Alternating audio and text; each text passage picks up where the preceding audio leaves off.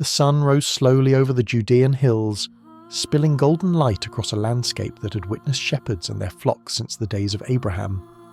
The terrain rolled in gentle waves of brown and green, dotted with limestone outcroppings and patches of wild grass that the winter rains had coaxed from the dry soil. In the distance, the shadows of deeper valleys cut between the hills, places where predators lurked and unwary animals could lose their footing on treacherous slopes. But here, in this open stretch of grazing land, the morning was peaceful, the air cool and clean, carrying the scent of thyme and sage that grew wild among the rocks. A flock of sheep moved across the hillside like a slow white cloud, their woolly bodies pressing close to one another as they grazed. There were 100 of them, a full count, a complete flock representing years of careful breeding and attentive husbandry. In the economy of first-century Palestine, such a flock was substantial wealth, not the holdings of a great landowner perhaps, but far more than a poor man could claim. 100 sheep meant security, meant provision for a family, meant standing in a community where a man's worth was often measured by what he owned. But to the shepherd who watched over them, the flock was more than economic asset. It was his life's work, his daily companion, his responsibility, and his joy. He stood at the edge of the grazing area, staff in hand, his eyes moving constantly across the scattered forms of his charges. His cloak was rough wool, weathered by years of outdoor living, patched in places where thorns had torn it. His sandals were worn thin from countless miles walked across these hills.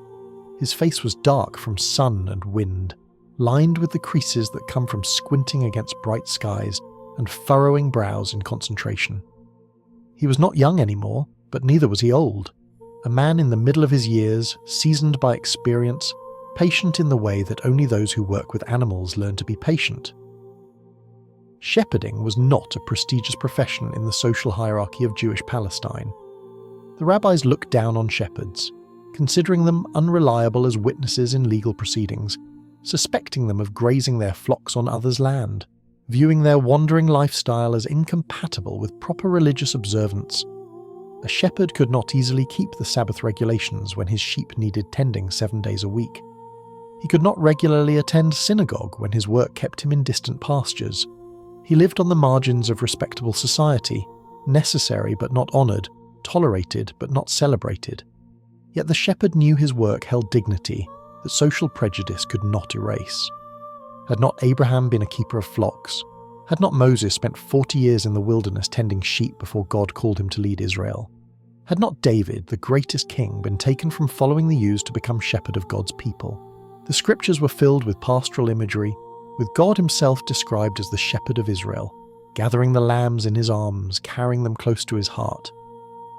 If the work was good enough for patriarchs and kings, good enough to serve as metaphor for divine care, then it was good enough for this man who walked the Judean hills with his staff and his flock. He knew each of the 100 sheep individually, and this was no exaggeration, no sentimental claim made for the sake of a good story. Shepherds in this land had always known their sheep.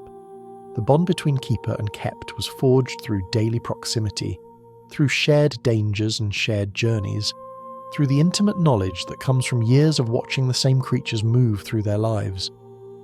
The shepherd knew which ewes were strong mothers and which needed help with lambing. He knew which rams were aggressive and which were docile. He knew which sheep startled easily and which remained calm in the face of disturbance. He knew their faces, their voices, their habits, their peculiarities. This one with the torn ear, she had caught it on a thorn bush 2 seasons ago, and the wound had healed into a distinctive notch that made her recognizable from a distance.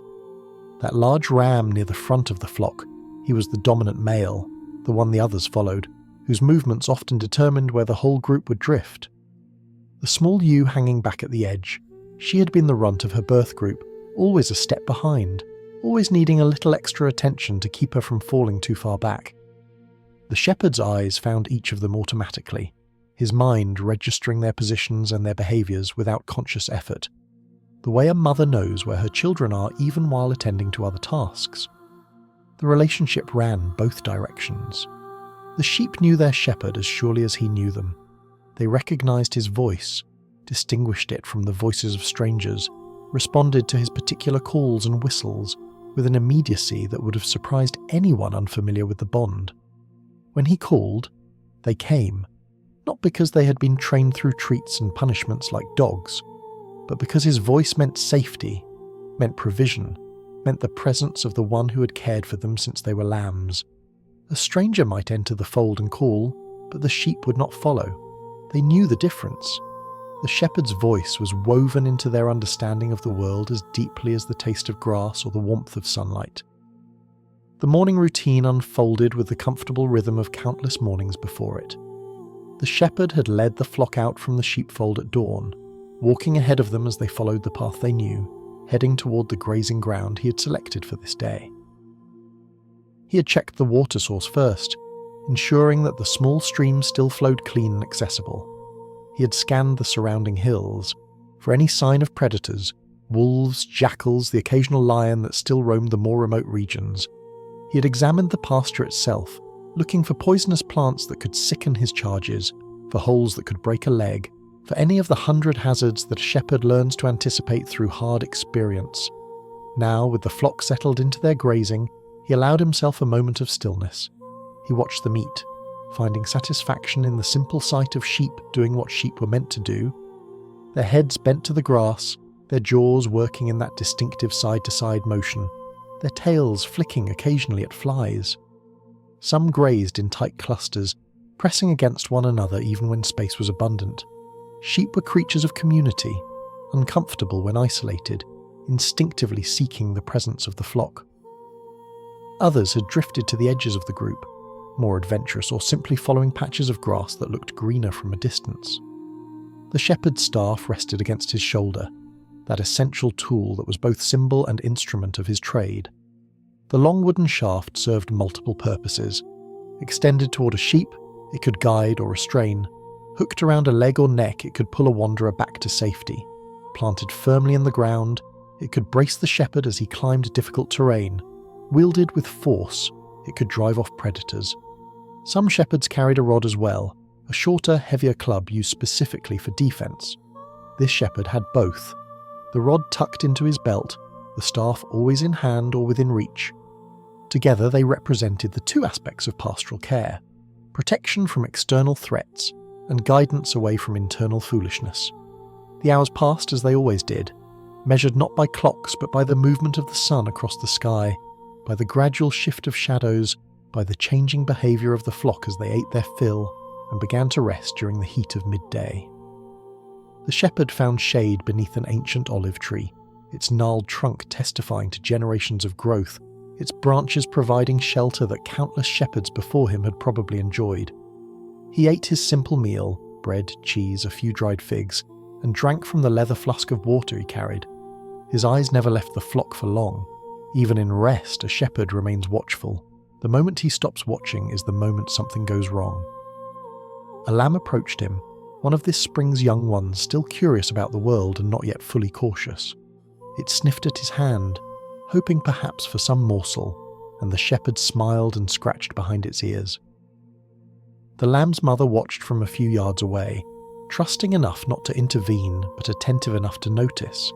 This was the rhythm of the shepherd's life, moments of tenderness punctuating hours of vigilance, small connections that made the labour meaningful, the building of bonds that would deepen over years until each sheep was not just an animal, but something closer to family. As the afternoon shadows began to lengthen, the shepherd rose and prepared to lead his flock toward the evening watering place, and then back toward the fold. He would count them again at the fold's entrance, as he did every evening, running his staff across their backs as they filed through the narrow opening, letting his hands feel the passage of each woolly body. The count was ritual, was routine, was the practice that ensured no sheep was left behind in the gathering darkness. 100 sheep going out in the morning meant 100 sheep coming home at night. Any other number was unacceptable. Any other number meant something had gone wrong. He clicked his tongue and called out, and the flock began to gather, to orient toward his voice, to form the loose procession that would follow him across the hills. The sheep who had drifted to the edges began moving back toward the centre. The dominant ram took his place near the front. The ewes with lambs checked that their young were close.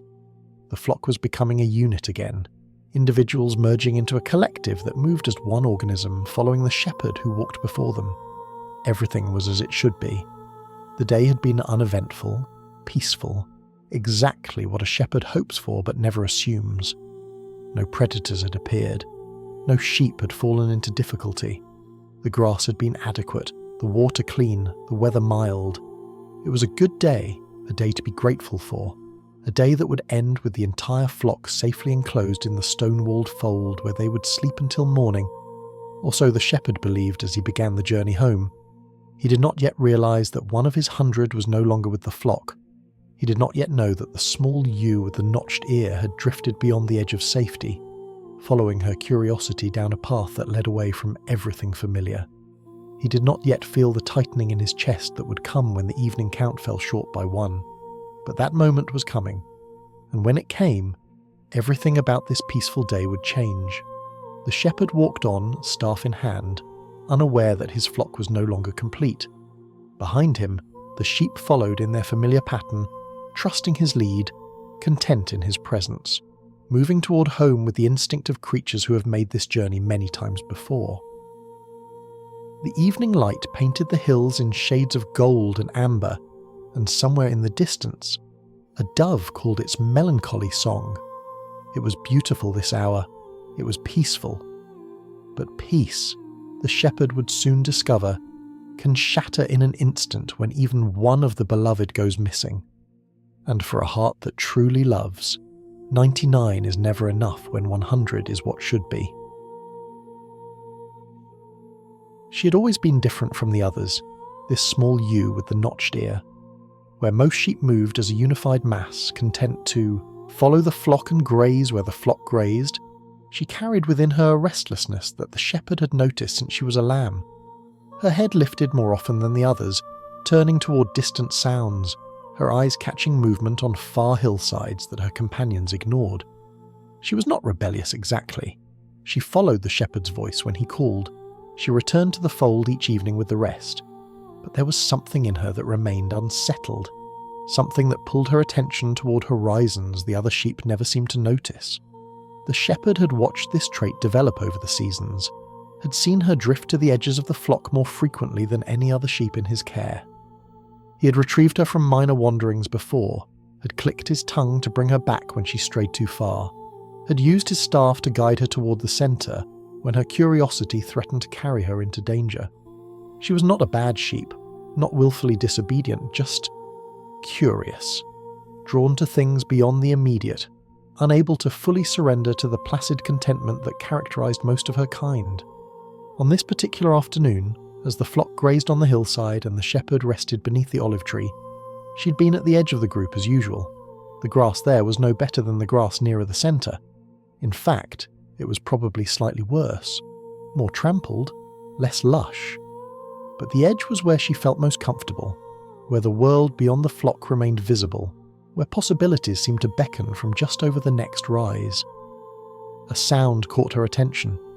It was faint, barely audible above the gentle tearing of grass and the occasional bleating of her companions. Perhaps a bird calling from a distant tree, perhaps the rustle of wind through brush in the valley below. The other sheep did not react. Their heads remained down, their jaws working steadily, their world bounded by the few feet of ground immediately before them. But her head came up, her ears rotating toward the sound, her eyes searching for its source. She saw nothing unusual. The hillside sloped away toward a shallow ravine, and beyond that, another hill rose, dotted with scrub brush and the occasional twisted tree. The sound had come from that direction, she was certain, though she could not have explained what made her certain or why it mattered. It was simply interesting in a way that the grass at her feet was not interesting, alive with possibility in a way that the familiar flock was not alive with possibility. She took a few steps toward the sound, away from the nearest members of the flock. The movement was not dramatic, not a sudden bolting that would have drawn attention. It was just a drift, a gradual shifting of position that any sheep might make while grazing. Her head went down, she took a bite of grass, she chewed, she took another step. The pattern repeated, innocent and unremarkable, except that each repetition carried her slightly further from where she'd been. The grass at the edge of the ravine was actually quite good, greener than what she'd been eating, fed by moisture that collected in the low ground. She grazed with more enthusiasm, finding patches that the flock had not yet touched, discovering small delicacies that rewarded her adventurous spirit. See, this was why she wandered to the edges. This was why she refused to be satisfied with what everyone else accepted. There were treasures out here, rewards for those willing to look beyond the obvious. She did not notice that the flock had grown smaller behind her. She did not register the increasing distance between herself and the nearest sheep. Her world had narrowed to the grass before her, to the pleasure of eating, to the small satisfaction of having found something the others had missed. Step by step, bite by bite, she moved further down the slope, following the good grass, letting it lead her like a trail of breadcrumbs deeper into the ravine. The ravine itself was not dangerous, not at this point. The sides were gentle, the footing secure, the vegetation lush from the water that trickled through after rains. But the ravine led somewhere, as ravines do. It wound between the hills, following the path of least resistance, turning and twisting in ways that quickly obscured what lay behind. A sheep entering that ravine might look back after 100 yards and see only the ravine walls rising on either side, the opening through which she had entered already hidden by the curve of the land. She did not look back. There was no reason to look back when what lay ahead was so much more interesting. The grass continued to be good, the ground continued to be easy, and the ravine continued to lead her forward with the gentle insistence of a path that knows where it is going even when the traveller does not. Shadows began to gather as the ravine deepened, the afternoon sun no longer reaching the floor where she walked. The air grew cooler, damper, carrying unfamiliar scents that should have warned her, but instead only intrigued her. Time passed differently in the ravine. Without the open sky to mark the sun's progress, without the familiar landmarks of the grazing hillside, the small ewe lost track of how long she had been walking. It might have been minutes, it might have been an hour. The grass remained good, and that was what mattered. That was what occupied her attention. That was what kept her moving forward when wisdom would have told her to turn around. The first hint that something was wrong came not as a thought but as a feeling, a subtle unease that crept into her consciousness like the chill creeping into the air. She lifted her head from the grass and looked around, and for the first time she truly saw where she was. The ravine had narrowed, the walls had grown steeper, the vegetation had changed from lush grass to scrubby brush and exposed rock. And behind her, the path she had followed was no longer visible, swallowed by the twists and turns she had navigated without noticing. She bleated, a small sound that echoed off the stone walls and returned to her ears sounding thin and lonely. No answering bleat came back. No familiar voices of her companions reached her. The silence of the ravine pressed against her, broken only by the whisper of wind through the brush above and the distant, unsettling call of a bird she did not recognize. Where was the flock? Where was the shepherd? Where was the hillside with its olive tree and its patches of good grass and its comforting mass of woolly bodies pressing close? She turned in a circle, her hooves scraping against rock, her eyes searching for anything familiar. Everything looked the same and nothing looked right. The ravine extended in both directions, and she could not remember which direction led back to safety and which led deeper into the unknown. Fear began to bloom in her chest, that primal terror that prey animals carry in their bones, the knowledge that the world contains predators and that a sheep alone is a sheep in danger. She bleated again, louder this time, a cry that was half call and half plea. The echo mocked her, the silence answered. She was alone in a way she had never been alone before, cut off from everything that had defined her existence, surrounded by shadows that seemed to deepen even as she watched. She began to move, not with purpose but with panic. One direction seemed as good as another, so she chose randomly, scrambling over rocks that shifted beneath her hooves, pushing through brush that scratched at her wool, climbing slopes that grew steeper and more treacherous with every step. The good grass was forgotten. The curiosity that had led her here had curdled into terror. All she wanted now was to find her way back, to hear the shepherd's voice, to feel the press of the flock around her, to be safe. But the ravine did not cooperate. It branched and twisted, offering choices that all looked equally unfamiliar, paths that led to dead ends or steep drops or tangles of thorns that blocked the way. The small ewe tried one route and then another, her breath coming faster, her legs growing tired, her wool catching on every obstacle. The afternoon light was fading, the shadows deepening into something that approached true darkness, and she was no closer to home than she had been when she first realized she was lost. She stopped at last, exhausted and frightened, huddled against a rock face that offered at least the illusion of protection at her back.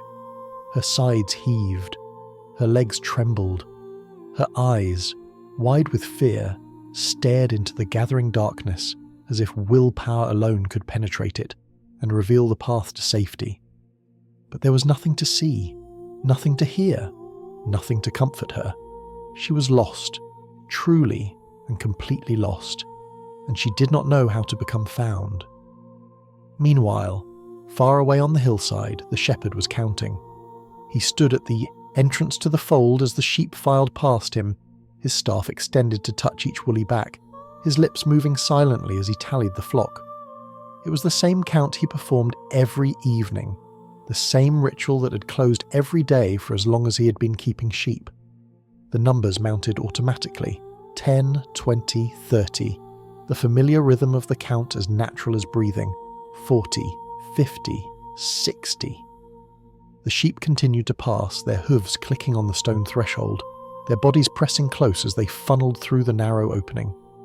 The shepherd's hand felt each one, registered each presence, added each animal to the mental tally that would reach 100 when the count was complete. 70, 80, 90. The flow of sheep began to thin. The last stragglers approached the entrance, the slower animals and the tired lambs and the elderly ewes who could not keep pace with the rest. The shepherd counted them in, waiting for the final number, waiting for the satisfaction of completion that came with every successful day. 95, 96, 97. The last sheep passed through. The entrance stood empty.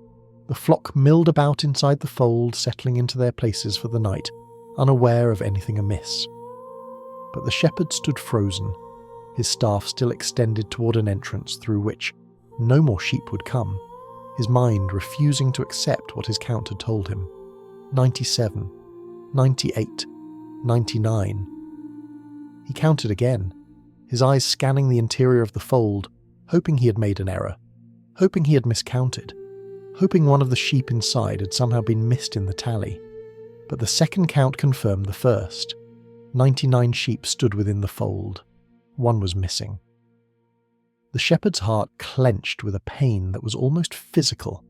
He knew immediately which sheep was gone. The small ewe with the notched ear, the curious one, the wanderer who had drifted to the edges all her life. He should have watched her more carefully. He should have kept her closer. He should have known that her restlessness would someday lead her beyond the reach of his voice, beyond the safety of the flock, into danger that she could not navigate alone. The evening light was failing fast. Soon it would be fully dark, and the night belonged to predators. Wolves who hunted in the hours when sheep were blind, jackals who could smell vulnerability from great distances, wild dogs who roamed the hills in search of easy prey. A sheep alone in the darkness was a sheep as good as dead. Every moment that passed was a moment in which something terrible could happen, something irrevocable, something that would transform a wandering sheep into a memory of loss. The shepherd looked at the 99 safe within the fold. They had food, they had water, they had the protection of stone walls that would keep them secure until morning. They did not need him tonight, not in the way the lost one needed him. They could wait. She could not. He did not hesitate. He did not calculate odds or weigh risks or consider whether one sheep was worth the effort of a search in the darkness. Such calculations belonged to a different kind of keeping, a transactional relationship in which animals were mere assets to be managed efficiently. The shepherd's heart did not work that way. The shepherd's heart had room for 100, and 99 left a space that ached like a wound. He secured the fold's entrance, ensuring the 99 would remain safe in his absence. He gathered his staff, his rod, a small lantern that could be lit when the darkness grew complete. He took a deep breath, filling his lungs with the cool evening air, preparing himself for a search that might last hours, that might extend through the entire night, that might end in joy or might end in grief, but that would not end until he found what he was looking for. Then he turned toward the hills and began to walk, leaving the safety of the fold behind, heading into the gathering darkness in pursuit of a single lost sheep, whose wandering heart had finally carried her beyond her own ability to return. The 99 was safe, but the one was lost, and the shepherd's love would not rest until both numbers matched again. The decision required no deliberation. There was no moment of weighing options, no internal debate about the wisdom of leaving the many to seek the one, no calculation of probability or cost. The shepherd simply turned and walked into the gathering darkness, his staff in hand, his heart already racing ahead of his feet toward the hills where his lost sheep might be found. To an observer watching from a distance, the choice might have seemed irrational. 99 sheep represented substantial wealth, years of careful husbandry, the foundation of a livelihood. The one missing sheep, valuable as she was, constituted only a fraction of that total, a single percentage point of the flock's worth. Sound economic reasoning would suggest that risking the shepherd's safety, potentially leaving the 99 vulnerable for hours, perhaps through an entire night, for the sake of recovering one animal was foolish arithmetic. Cut your losses, accept the inevitable, move on. But the shepherd did not think in percentages. He did not calculate worth in terms of ratios or evaluate his sheep based on their contribution to overall herd value. Each animal in his care existed as an individual in his mind, a creature with a name and a history and a place in the fabric of his daily existence. The small ewe with the notched ear was not 1% of his flock. She was herself, particular and irreplaceable. A sheep he had known since she first struggled to her feet as a newborn lamb, whom he had fed by hand when her mother's milk proved insufficient, whom he had watched grow from wobbly infant to curious yearling to the restless adult she had become. Losing her was not like losing a coin from a purse, it was like losing a member of the family. This was what those who criticise shepherds from the comfort of their urban assumptions could never understand. The bond between keeper and kept was not merely professional, it was forged through shared experiences of danger and deliverance, through long nights of lambing season when the shepherd slept in the fold to assist struggling ewes, through moments of crisis when predators threatened and the shepherd stood between his flock and death. A man who has defended his sheep with his own body, who has risked injury and even life to protect them, does not abandon one of them simply because the mathematics suggest he should. The 99 were not being abandoned. The shepherd had secured the fold before he left, checking that the stone walls were intact, that the entrance was properly blocked, that no gap existed through which a predator might enter or a sheep might escape. The fold had protected his flock for years. It would protect them tonight. They had grazed well during the day and would not suffer from a night without additional pasture. They had drunk at the stream and would not thirst before morning. They had each other, the comfort of familiar bodies pressed close, the collective warmth that would sustain them through the cool night hours. They were as safe as sheep could be in a world where safety was never absolute. But the one who was lost had none of these protections. She had no walls surrounding her, no flock to shelter with, no shepherd to stand between her and the dangers that roamed the darkness. She was alone in terrain she did not know, frightened and disoriented, incapable of finding her own way home. Every moment she remained lost was a moment in which something terrible could happen. A fall from a cliff she could not see, a predator whose approach she could not escape, exposure to cold that her solitary body could not withstand. The urgency was real, not manufactured. The risk was genuine, not exaggerated. If the shepherd did not search for her, no one would. He walked quickly through the twilight, his eyes scanning the landscape for any sign of disturbance, any indication of which direction the lost sheep might have taken. He knew the terrain intimately, had walked these hills so many times that his feet found safe paths almost without conscious guidance. But familiarity did not eliminate danger. The same rocks that were easily navigated in daylight became treacherous obstacles in darkness. The same slopes that presented gentle inclines in good visibility became opportunities for twisted ankles and dangerous falls when shadows swallowed their contours. The shepherd began to call. His voice rang out across the hills, cutting through the evening stillness with the particular tone he used when summoning his flock. It was not a shout. Shouting would only frighten a lost sheep further into hiding.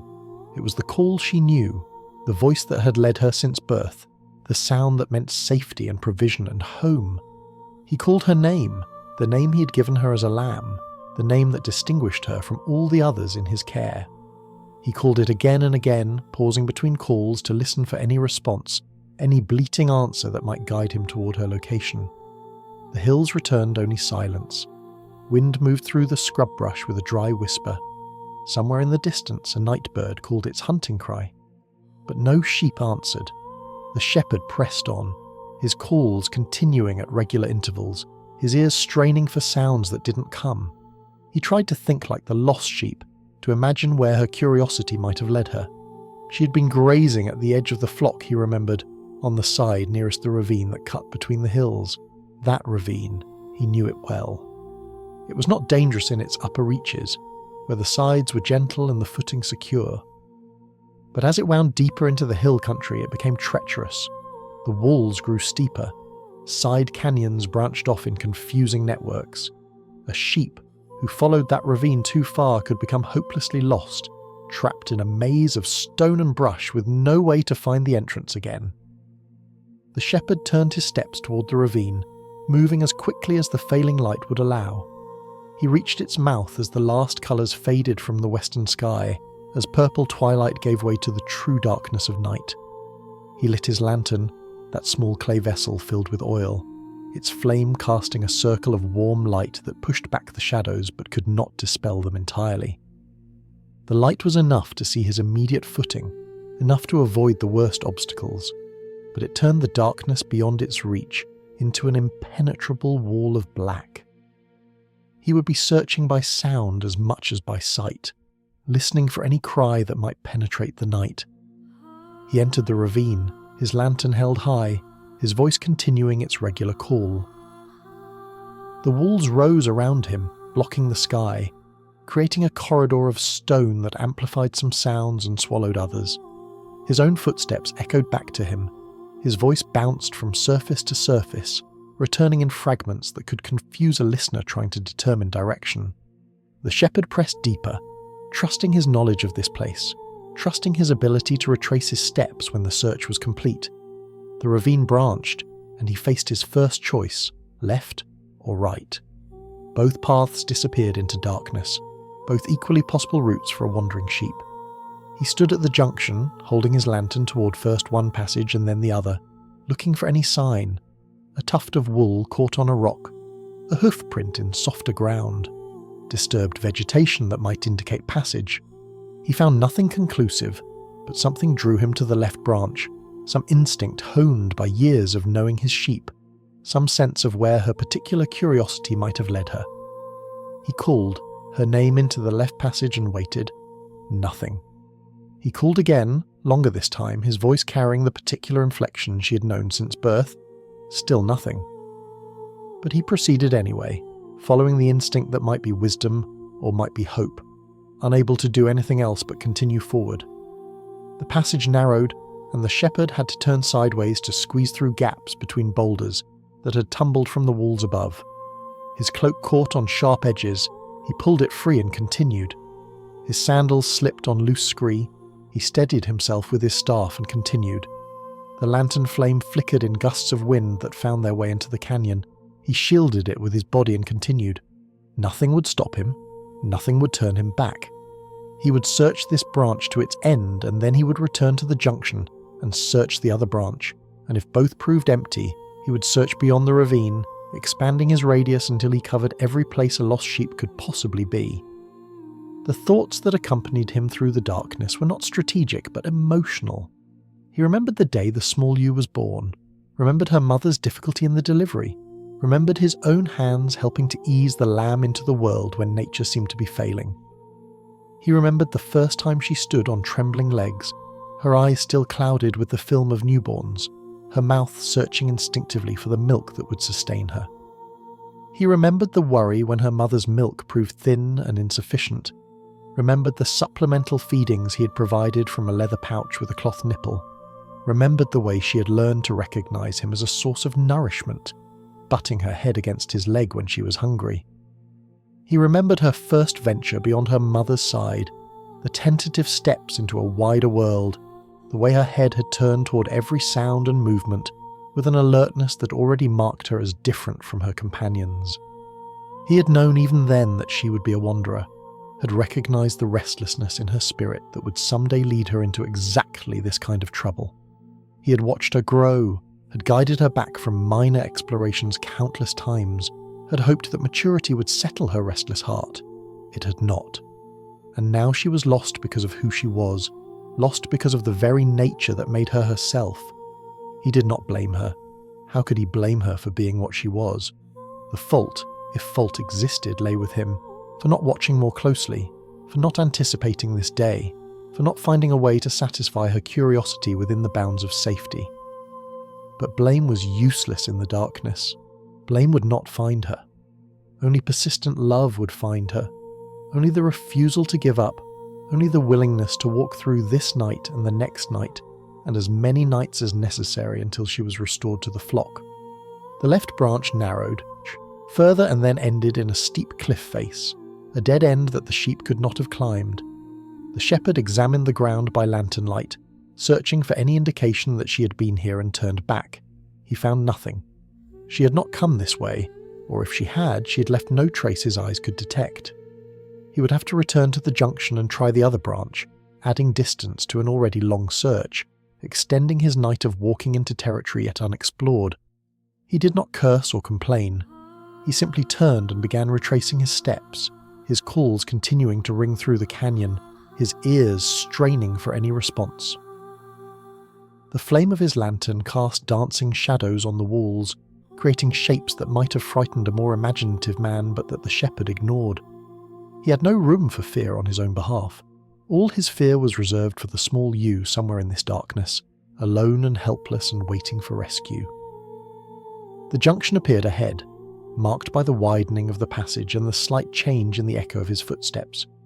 He paused there to catch his breath, to adjust the lantern that had grown hot in his hand to prepare himself for the next stage of the search. The right branch awaited, unknown territory that might hold his sheep or might prove as empty as the left had been. He would not know until he walked it. He would not rest until he had. The night stretched before him, vast and dark and filled with uncertainty. But the shepherd's resolve did not waver. Somewhere in this wilderness, a sheep was lost who belonged to him, and he would find her, no matter how far he had to walk, no matter how long the search required, no matter what obstacles lay between his love and its object. He stepped into the right branch and continued forward, his voice calling through the darkness, his lantern pushing back the night one small circle at a time, his heart refusing to accept any outcome except reunion. The search had only begun. The right branch of the ravine wound deeper into the hills than the left had, twisting and turning through terrain that grew increasingly treacherous with each 100 paces. The walls rose higher here, sheer faces of limestone that caught the lantern light and threw it back in pale reflections. The floor of the canyon was strewn with fallen rocks, some small enough to kick aside, others massive boulders that required careful navigation around their bulk. The shepherd moved slowly now, each step deliberate, his staff probing ahead to test the ground before he committed his weight. The night had fully claimed the world. Above the ravine wall, stars had emerged in their countless thousands, but their light did not reach the canyon floor. The shepherd existed in a bubble of lantern glow surrounded by absolute darkness, a moving island of visibility in an ocean of black. He could see perhaps 10 feet in any direction, enough to avoid immediate obstacles, not enough to perceive the larger landscape through which he travelled. He was navigating by feel and instinct as much as by sight, trusting his knowledge of these hills to keep him oriented when visual landmarks had been swallowed by the night. His voice continued its regular calls, the sound bouncing off the canyon walls in complex echoes that made direction difficult to determine. He called the sheep's name, then paused to listen. Called again, paused again. The rhythm had become almost automatic, a pattern his body maintained while his mind ranged through memories and fears and hopes. Each silence that followed his call was a small wound, a fresh disappointment, a reminder that the search was not yet over, that the lost sheep remained unfound somewhere in this labyrinth of stone and shadow. The temperature had dropped as night settled over the land. The shepherd's breath formed small clouds in the lantern light, dissipating almost as quickly as they appeared. He pulled his cloak tighter around his shoulders, grateful for the rough wool that retained his body's heat. But even as he adjusted his own covering, his mind went to the lost sheep, to her single coat of wool that would struggle to maintain warmth through a night of exposure. Sheep were resilient creatures, bred across generations to survive in harsh conditions.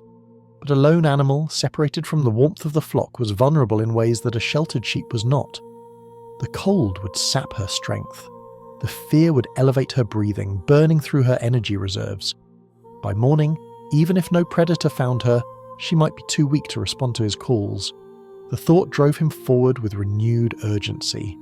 He moved faster than wisdom would recommend, his feet finding purchase on rocks that shifted beneath him, his free hand bracing against the canyon wall when the path narrowed to a ledge barely wide enough for his body. At one point he slipped, his sandal losing grip on a patch of loose gravel, and he fell hard against the stone, the lantern swinging wildly in his grip. He caught himself before he tumbled, but the impact would leave bruises that he would feel for days. He did not pause to assess the damage. He regained his footing and pressed on. A sound reached him from somewhere ahead. Not a bleat, but the distant howl of a wolf calling to its pack. The shepherd's grip tightened on his rod, the heavy club that hung at his belt for exactly these encounters. Wolves were the shepherd's constant enemy, the predators who haunted his nightmares and populated his worst memories. He had fought them before, had driven them off with thrown stones and swinging rod, had once killed a wolf that had seized a lamb in its jaws and refused to release it. He would fight them again tonight if he had to. He would stand between his lost sheep and any predator that threatened her, no matter the risk to himself. The howl came again, closer now, and was answered by another from a different direction. A pack then, not a solitary hunter. The shepherd felt the fear that any sane man would feel at the sound of wolves calling in the darkness, but he did not allow that fear to slow his steps. Fear for himself was a luxury he could not afford. Every fibre of his being was oriented toward the lost sheep, toward finding her before the wolves did, toward reaching her in time to provide the protection she could not provide for herself. The canyon floor began to rise, the path climbing toward some higher point that the shepherd could not see. His legs burned with the exertion of the ascent, muscles protesting the hours of walking they had already endured. The lantern oil was burning low, the flame smaller than it had been, the circle of light contracting around him.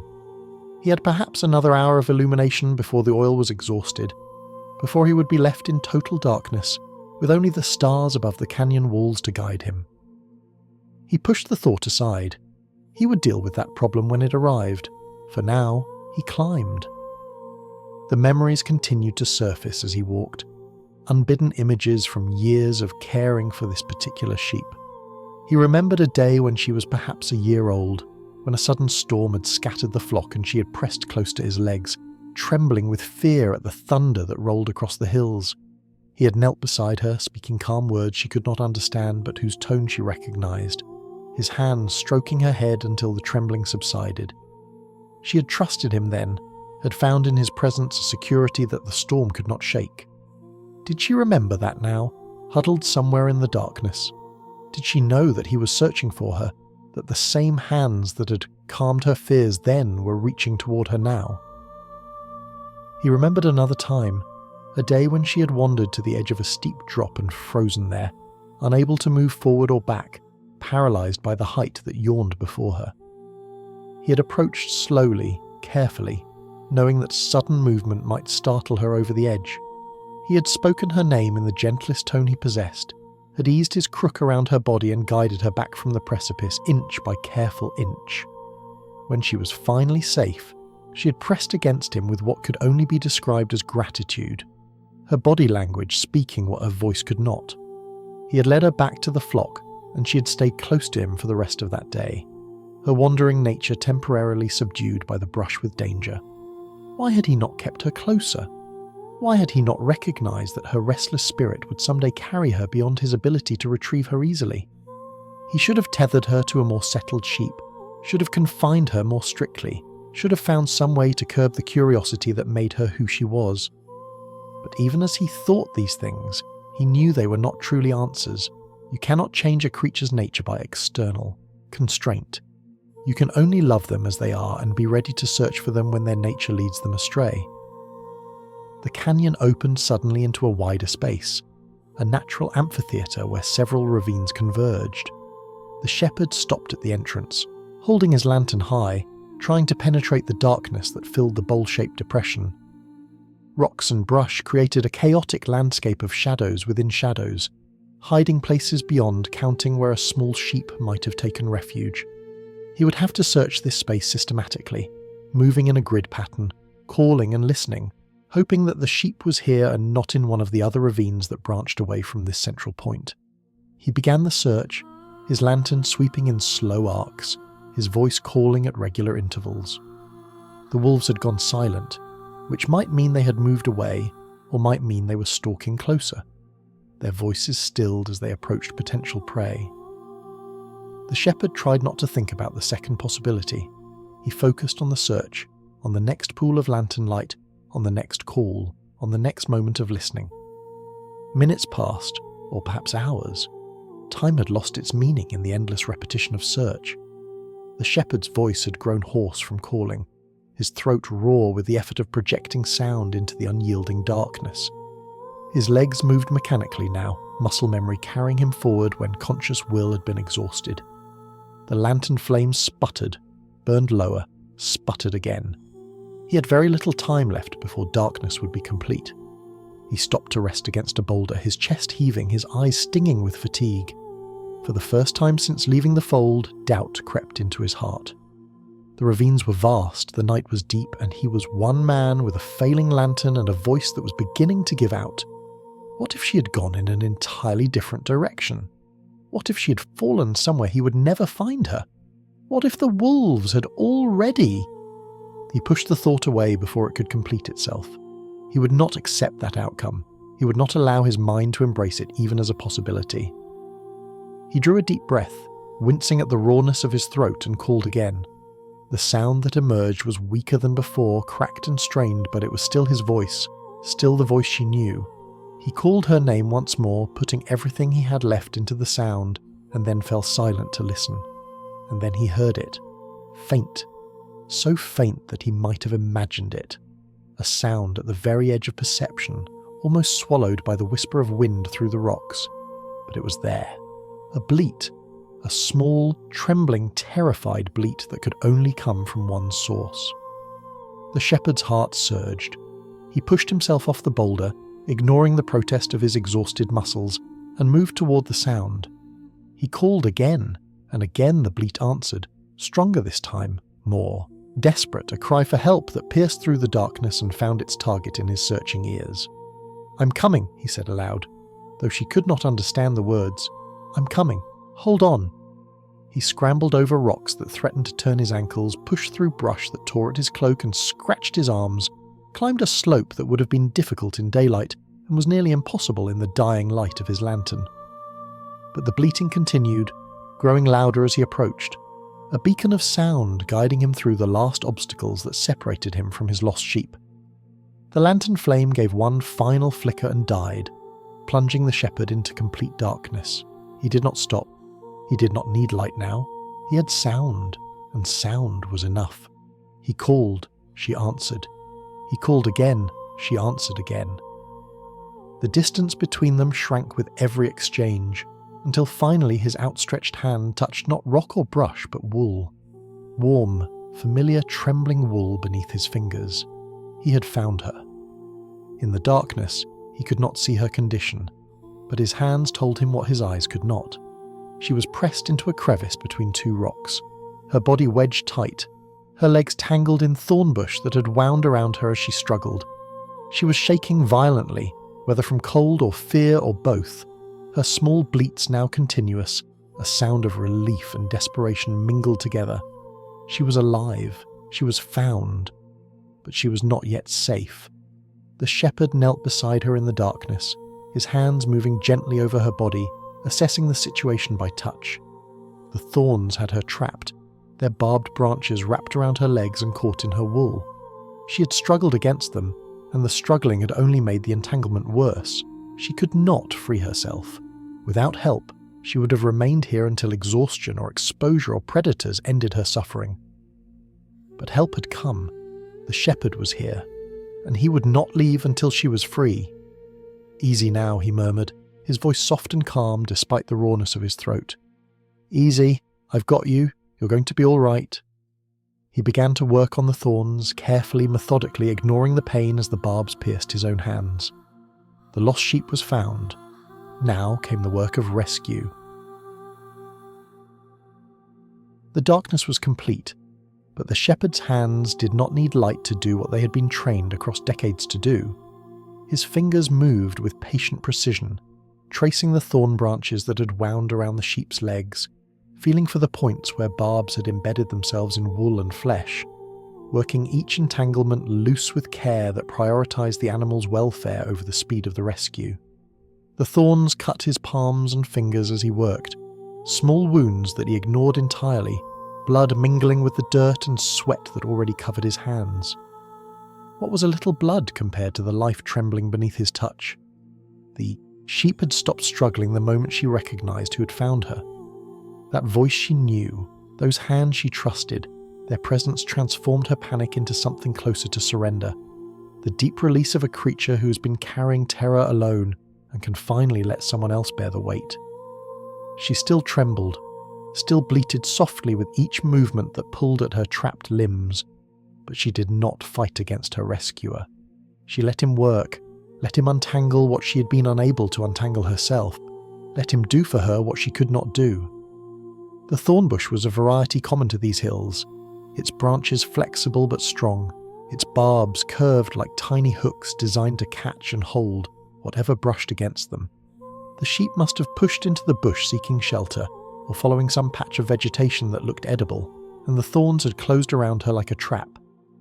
Her struggles to escape had only driven the barbs deeper, wound the branches tighter, transformed a minor entanglement into a prison from which there was no exit without outside help. She could have remained here for days, growing weaker, her cries growing fainter, until silence finally claimed her. But silence had not claimed her. Her shepherd had. One leg came free, and the shepherd guided it gently to a stable position. Then another leg, more deeply entangled than the first, requiring several minutes of careful work to release. The sheep's wool had caught in dozens of places, tufts of it pulled loose and hanging from the thorns. But the wool could be sacrificed. It would grow back.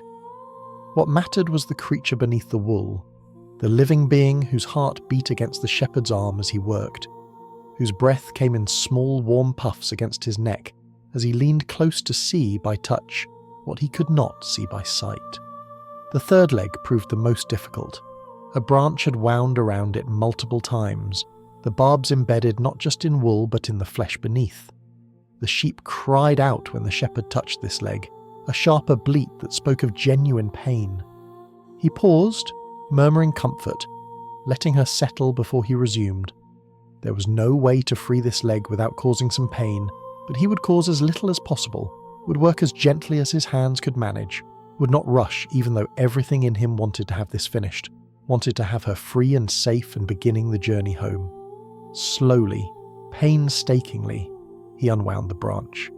Each barb that pulled free from her flesh brought another cry, another tremor through her body, another whispered word of comfort from the shepherd's lips. His own hands were bleeding freely now, the cuts from the thorns stinging with each movement, but he did not stop. He could not stop. She needed him to finish what he had started, needed him to complete the rescue that only he could provide. The final barb came free, and the leg was released. The shepherd ran his hands over all four legs, checking for any entanglement he might have missed, any injury that required immediate attention. Her legs were scratched and bleeding in places, but nothing was broken, Nothing was torn beyond the body's ability to heal. She would recover. She would walk again. But not tonight. He tried to help her stand, supporting her weight as she attempted to get her legs beneath her, but she could not manage it. The hours of terror and struggling had depleted her reserves completely. Her legs buckled each time she tried to rise, her muscles too exhausted to support even her small weight. She was alive and free, but she was not capable of walking the distance back to the fold. The shepherd would have to carry her. This was not unexpected. Shepherds carried weak and injured sheep regularly. It was part of the job, part of the relationship between keeper and kept. The shepherd gathered the small ewe in his arms, lifting her from the ground with a grunt of effort that spoke to his own exhaustion. She was not heavy, as sheep went, but after hours of walking and climbing and searching, any weight felt significant. He adjusted her position, settling her across his shoulders in the traditional manner, her legs draped on either side of his neck, her body resting against the back of his head, his arms reaching up to hold her legs secure. The position was intimate, the closest physical proximity between shepherd and sheep that the relationship allowed. He could feel her heart beat against his shoulders, could feel the rise and fall of her breathing as her panic gradually subsided into something like peace. She was safe now. She knew she was safe. The shepherd who had always protected her had found her in the darkness and lifted her out of danger, and now his strength would carry her where her own strength could not. The journey home began. Without the lantern, the shepherd navigated by starlight and memory, by the feel of the ground beneath his feet, and the instincts honed across years of walking these hills.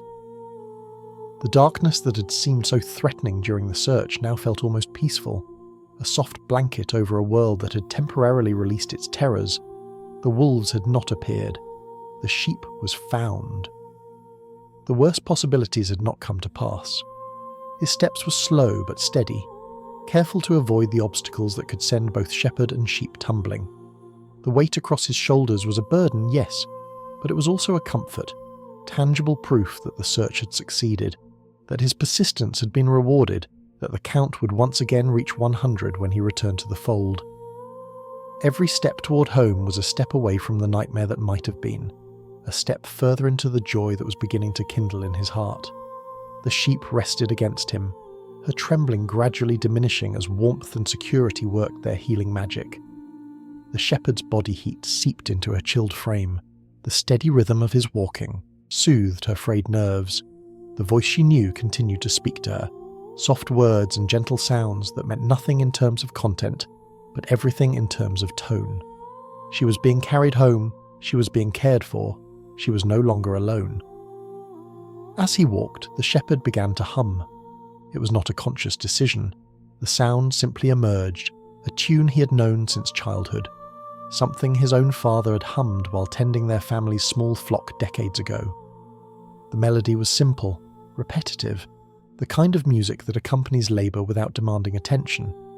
It filled the silence of the night with something human and warm, a thread of connection between the shepherd's heart and the sheep's slowly calming spirit. The stars wheeled overhead, marking the passage of time that the shepherd had stopped tracking. Hours might have passed since he left the fold, or it might have been the entire night. He could not tell, and did not care. What mattered was the next step, and the step after that, and the gradual approach of home that each step represented. The terrain was rising now, climbing toward the ridgeline from which he would be able to see the fold in the valley below. Progress was measurable not in time, but in geography, in the changing angle of the slope, in the increasing familiarity of the ground beneath his feet. He thought about what awaited him. The fold with its 99 sheep, who had spent the night without their shepherd, who would recognize his return with whatever awareness sheep possessed of absence and presence. The village beyond the fold, where neighbours and friends would learn what had happened, would hear about the search and the finding. His own bed, where he would eventually sleep the deep sleep of exhaustion satisfied, his body recovering from the demands the night had placed upon it. But before any of that, there would be this moment, this return, this completion of a circle that had been broken when the count fell short. The sheep stirred against his shoulders, lifting her head slightly, her ears rotating towards some sound the shepherd could not detect. Perhaps she smelled something familiar, some scent carried on the pre-dawn breeze that told her home was near. Perhaps she simply sensed the change in her shepherd's bearing, the subtle straightening of his posture that came with the anticipation of arrival. Animals perceived things that humans missed, read cues in body language and environment that bypassed conscious awareness entirely. The ridge appeared ahead, a dark line against a sky that had begun, almost imperceptibly, to lighten toward the east. The shepherd crested it and paused, looking down into the valley that held everything he called home. The fold was there, a darker shadow among shadows, the 99 presumably sleeping within its walls. The village was there, houses huddled together against the night, a single lamp burning in one window where someone had risen early or stayed up late. The familiar landscape spread before him like a promise kept, a destination reached, a journey completed. "We're home," he said to the sheep on his shoulders. "We made it." She bleated softly in response, a sound entirely different from the terrified cries in the canyon, a sound that might have been acknowledgement or relief, or simply the voice of an animal responding to the voice of her shepherd. The meaning did not matter. What mattered was that they were both here, both alive, both about to complete the passage from lost to found that had begun when a count came up short in the evening light. The descent into the valley was easier than the climb out of the ravine had been. The slope was gentler here, the ground more familiar, the path one the shepherd had walked thousands of times in his life. His legs moved almost automatically, carrying him and his burden down toward the fold, toward the moment when the lost sheep would be restored to the flock and the count would finally, blessedly, reach 100 again. The eastern sky continued to lighten as he walked. What had been the deepest darkness of night was giving way to the grey pre-dawn that preceded sunrise. By the time he reached the fold, the first pink fingers of dawn would be reaching above the horizon, painting the clouds with colours that announced a new day. It was fitting, the shepherd thought, that this night of searching would end with sunrise, that the darkness through which he had walked would yield to light at the moment of restoration. Some stories were meant to end this way, with morning breaking over a world made right. He approached the fold, and the sheep within stirred at his approach, recognizing his footsteps, his scent, the particular quality of his presence that distinguished him from all others. Soft bleating arose from within the walls, the voices of animals who had spent the night without their guardian and were pleased to sense his return. The shepherd smiled, his first genuine smile since the count had fallen short, his heart expanding with a joy that exhaustion could not diminish. He reached the entrance and carefully lowered the small ewe from his shoulders, setting her on her feet with hands that supported her until he was sure she could stand. Her legs were shaky, but they held. She took a tentative step, then another, her eyes turning toward the fold where the rest of the flock waited. She knew where she was. She knew she was home. The shepherd opened the entrance and watched as she walked through, as the 99 gathered around her, as the flock that had been incomplete became complete again. He did not count. He did not need to. The number was right. He could feel it in his bones, could see it in the restored wholeness of the flock before him. 100 sheep together again, safe again the way it was always supposed to be. The joy that rose in his chest was almost too large to contain. He had searched and found. He had walked through darkness and emerged into light. He had carried on his shoulders the one who could not carry herself, and now she stood among her companions, no longer lost, no longer alone, no longer beyond the reach of the shepherd's care. It was finished. It was good, and the celebration was about to begin. The shepherd stood at the entrance of the fold, watching the small ewe with the notched ear move among her companions. The 99 pressed close to her, their bodies forming a protective cluster around the one who'd been missing, their collective presence a wordless welcome back into the community she had left.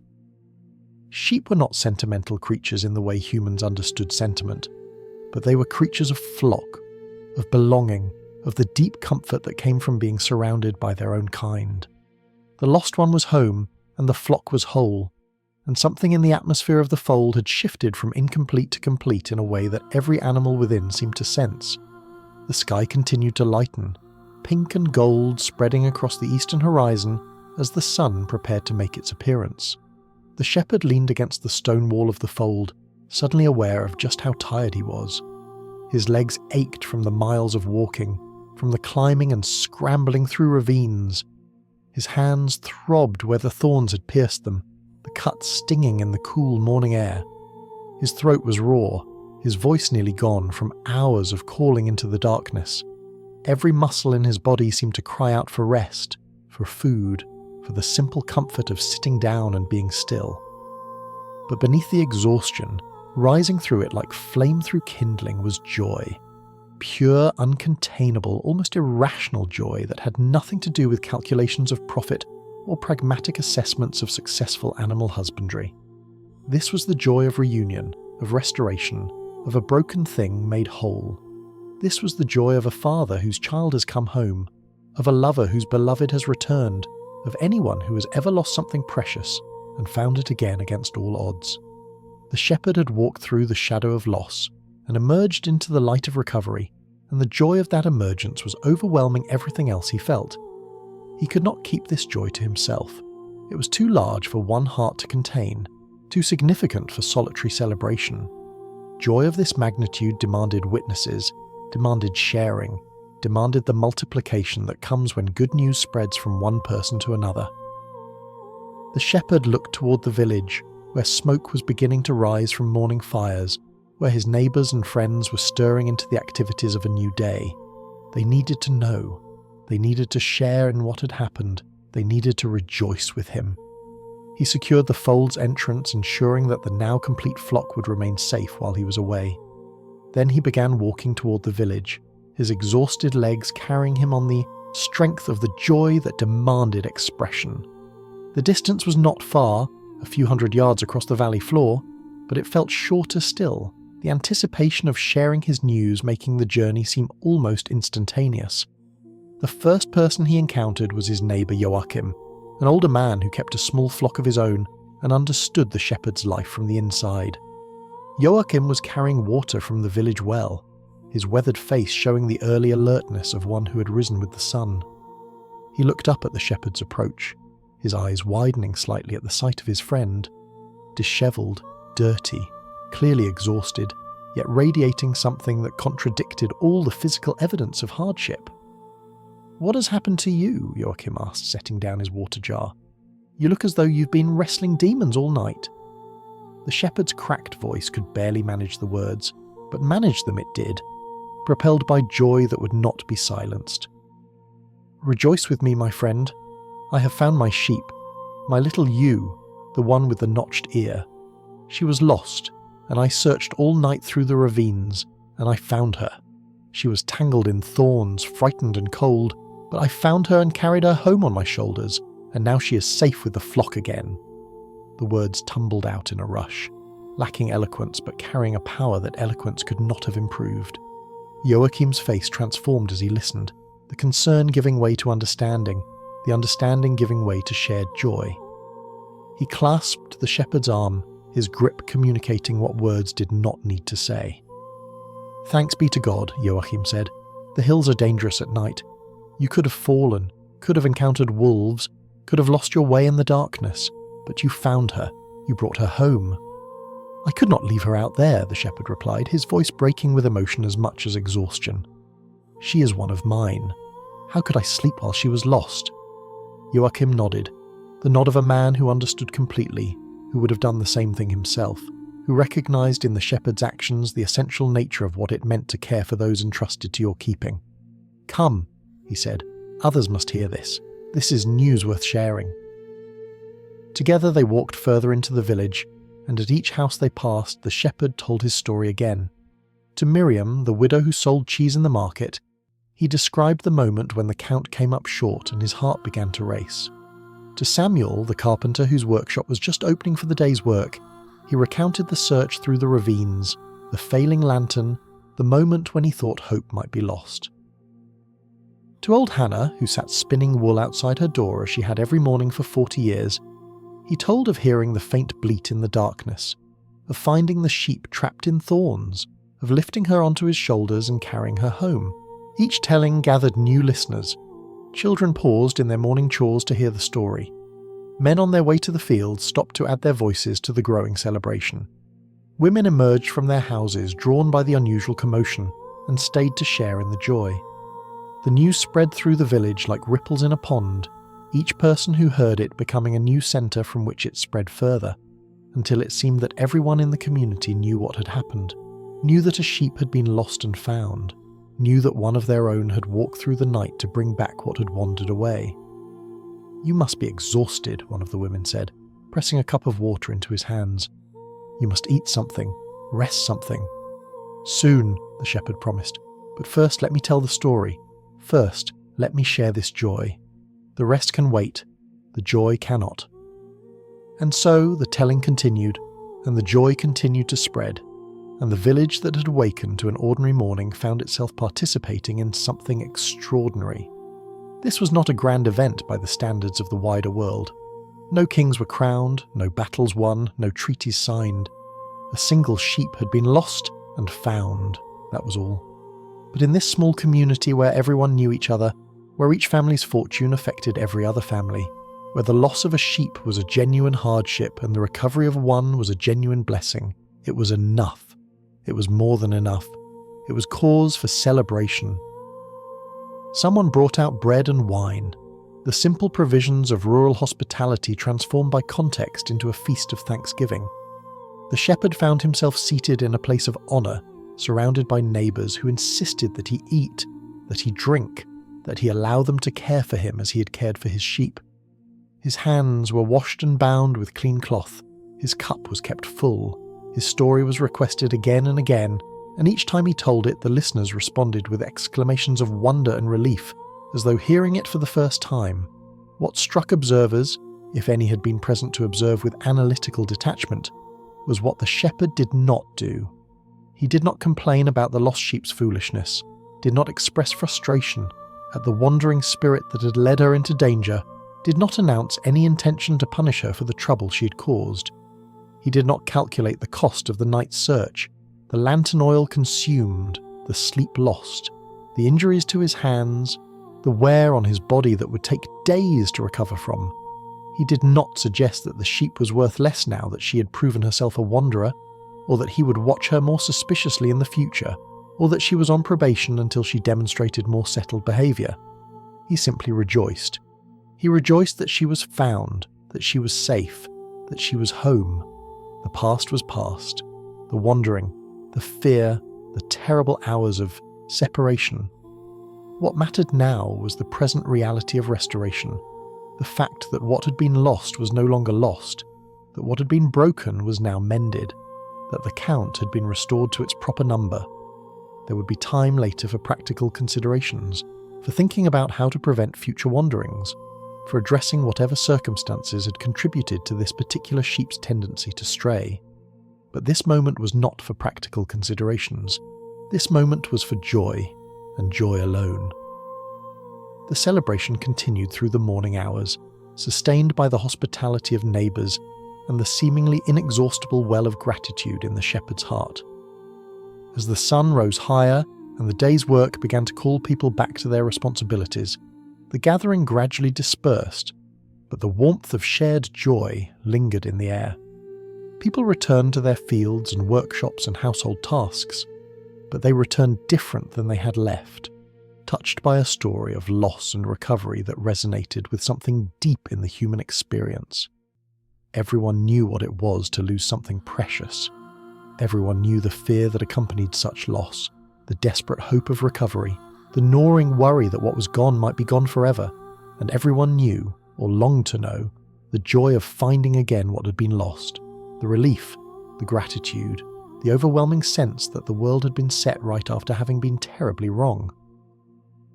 The shepherd's story was his own, but it was also universal. His joy was particular to his circumstances, but it echoed joys that every listener had felt or hoped to feel.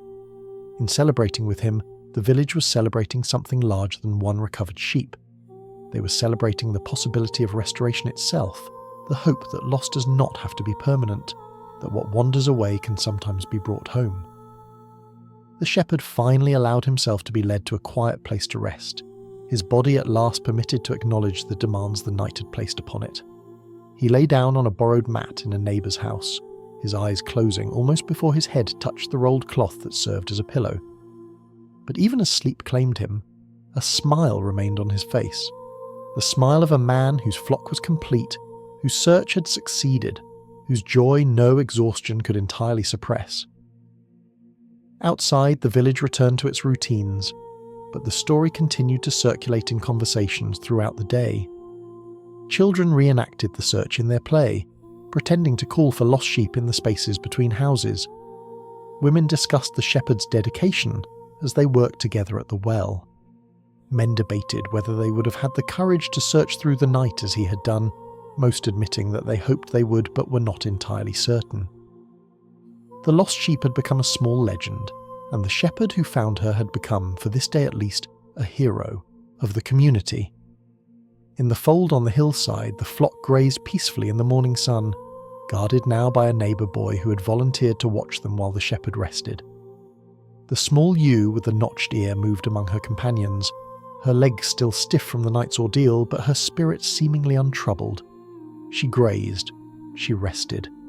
She stayed close to the centre of the flock, her wandering instinct temporarily subdued by the memory of what wandering had cost her. Perhaps she'd learned something, perhaps she would stray again. The future was uncertain, as futures always are, but today she was home, today she was safe, today she was part of the 100, not a missing fraction but a restored whole. And somewhere, in realms beyond the hills of Judea, her restoration was being celebrated in ways that the village could not imagine, by beings who understood better than any human what it meant when the lost were found, and who rejoiced with a joy that made the village celebration seem like a whisper compared to thunder. The earthly celebration pointed toward a heavenly truth. The shepherd's joy was an echo of a greater joy, and the story of one lost sheep was about to become a window into the heart of God himself. The story did not originate in a village in Judea, though villages like this one dotted the landscape where the story was first told. It came from the lips of a teacher who sat surrounded by those whom respectable society had rejected, tax collectors whose profession made them collaborators with Rome, sinners whose lives had wandered far from the paths of righteousness, men and women whom the religious authorities considered beyond redemption. The Pharisees and scribes watched from a distance, their faces marked by disapproval, their muttered complaints audible enough to be heard. This man welcomes sinners and eats with them. It was in response to this criticism that Jesus of Nazareth told the parable of the lost sheep. His voice carried across the gathered crowd, painting pictures with words, inviting his listeners to enter a story that was both utterly simple and infinitely profound.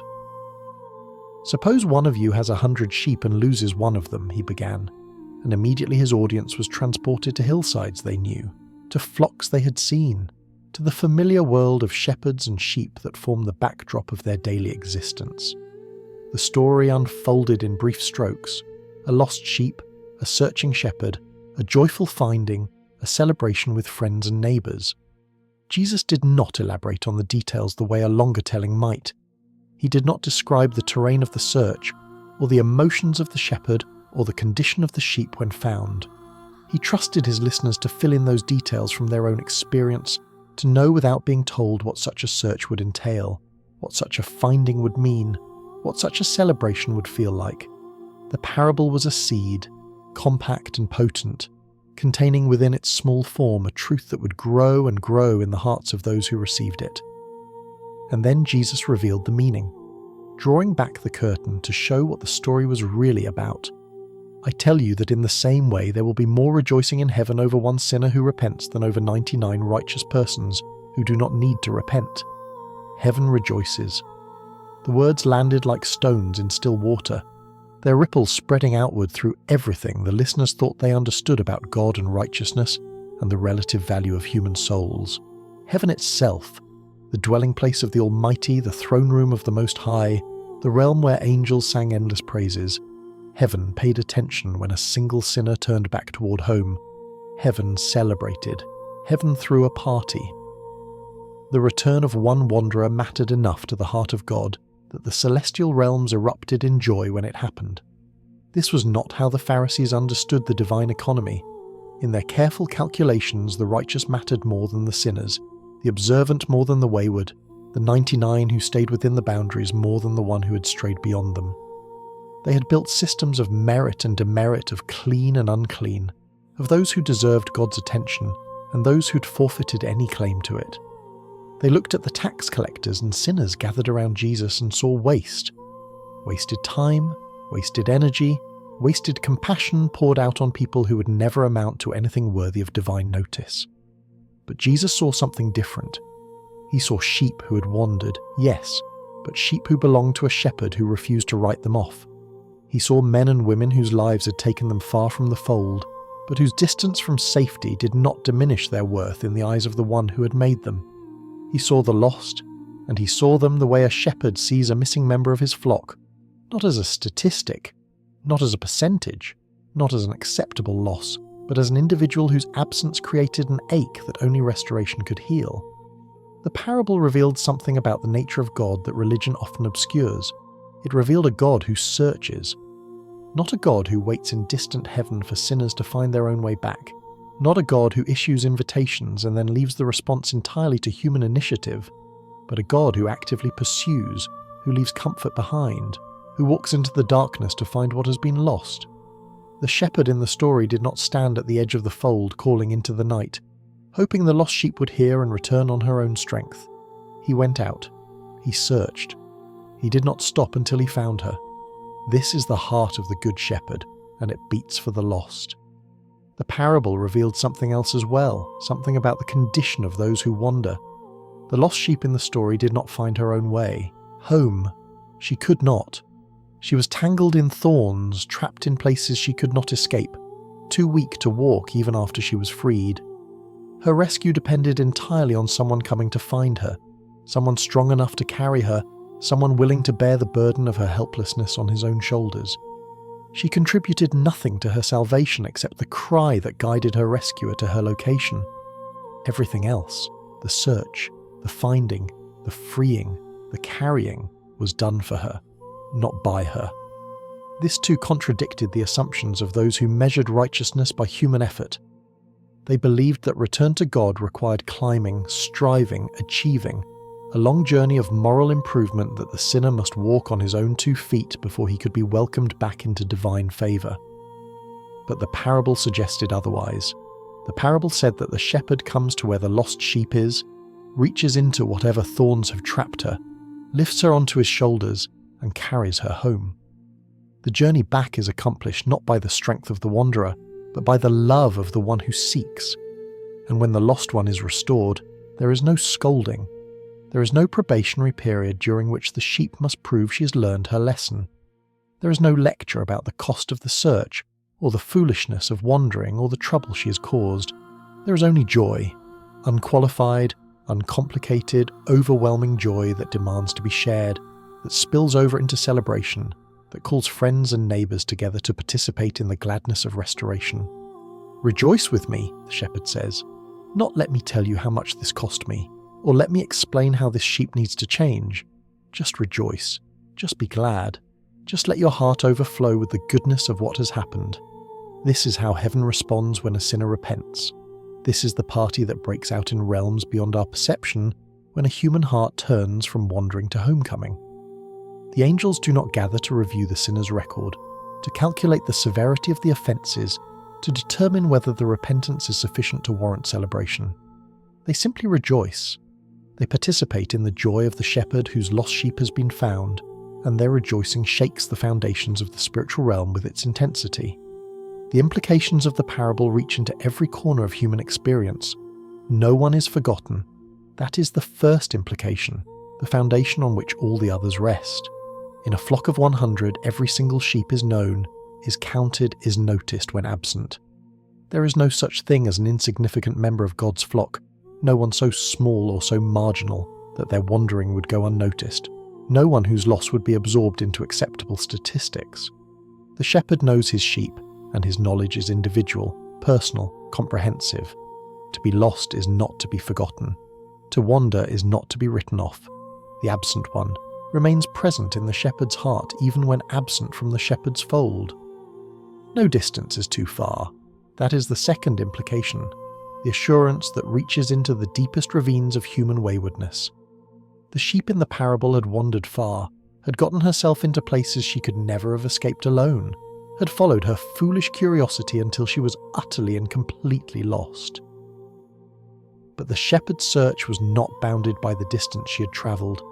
He did not walk a certain radius from the fold and then return, declaring that anyone lost beyond that point was beyond help. He kept searching, kept calling, kept pushing deeper into the darkness until he found her. Whatever ravine you have wandered into, whatever thorns have trapped you, whatever distance separates you from where you know you should be, the shepherd's search extends that far and farther. No wandering is final. That is the third implication, the hope that sustains those who have given up on themselves. The sheep did not choose to become permanently lost. Her wandering was foolish. Her choices were poor. Her curiosity led her to disaster. But none of that made her condition irreversible. The shepherd's love was stronger than her foolishness. His persistence was greater than her waywardness. His arms were able to lift her out of what her legs could not walk her out of. The wandering that seemed final from her perspective was merely temporary from his, a problem to be solved rather than a fate to be accepted. For those who find themselves far from the fold, the parable offers this assurance. There is always a way back because there is always someone searching. The way back may not be a path you can walk on your own. It may require being found, being freed, being lifted and carried by strength that is not your own. But the way exists, because the shepherd exists, and his heart will not rest while you remain lost. You do not have to find your own way home. You only have to let yourself be found. And when you are found, there will be joy. Not judgment, not condemnation, not a cold reception that makes you prove yourself worthy of readmission. Joy.